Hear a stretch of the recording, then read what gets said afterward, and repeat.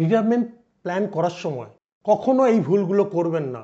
ভুলগুলো করে থাকলে শুধরে নিন। 1 নম্বর, স্টার্ট টুডে, ডোন্ট লেট করবেন না, আজই স্টার্ট করুন। 2 নম্বর, রিটায়ারমেন্ট এক্সপেন্সেস কত হবে নির্ধারণ করুন। 3 নম্বর, আমার রিটায়ারমেন্টের সময় প্যাসিভ ইনকাম কত আমি তৈরি করতে পারবো জানুন। 4 নম্বর, কোন ইনস্ট্রুমেন্টে টাকা রাখবেন, এলআইসি, পেনশন পলিসি, না পিপিএফ, না এনএসসি, না কেভিপি, না মিউচুয়াল ফান্ড, ডিসিশন নেবেন। 5 নম্বর, এই প্যাসিভ ইনকামটাকে পরে রিটায়ারমেন্টের সময় পেনশন ইনকামে কনভার্ট করবেন।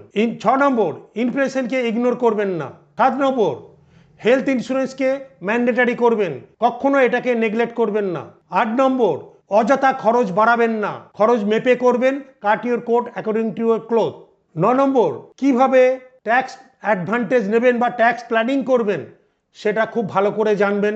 10 নম্বর, রিয়েল এস্টেট যখন আপনি সন্তানদের জন্য কখনো হড়বড়ি করে লিখে দেবেন না, টোটাল নমিনেশন করুন, দেখুন, বুঝুন, দিয়ে রিয়েল এস্টেট প্ল্যানিং করবেন। বা সন্তানদের বা কাউকে দিতে গেলেও ক্লজ রাখবেন যে আমার অসুবিধা হলে আমি বা আমাকে না দেখলে আমি ডিড ফিরিয়ে নেবো, সেই ক্লজটা লিখে রাখবেন পরামর্শদাতার কথা বলে। আর সবার শেষে 11 নম্বর, যখন অযথা ডেটের দিকে যাবেন না, ধারের দিকে যাবেন না। ধার করে কোনো কিছু বেশি করা চলবে না, যদি একমাত্র হাউজিং লোন বা এডুকেশন লোন বা বিজনেস এক্সপানশনের লোন, এর বাইরে কোনো লোন হবে না, ক্রেডিট কার্ড বা অন্য কিছুর। সবার শেষে এইগুলো জানার জন্যে একজন ভালো পরামর্শদাতার পরামর্শ নিন, যে আপনাকে গাইড করে নিয়ে যাবে। আর এই ভুলগুলো কিভাবে শুধরাবেন তার জন্য আমার একটা বিশদ ভিডিওর লিঙ্ক দিলাম।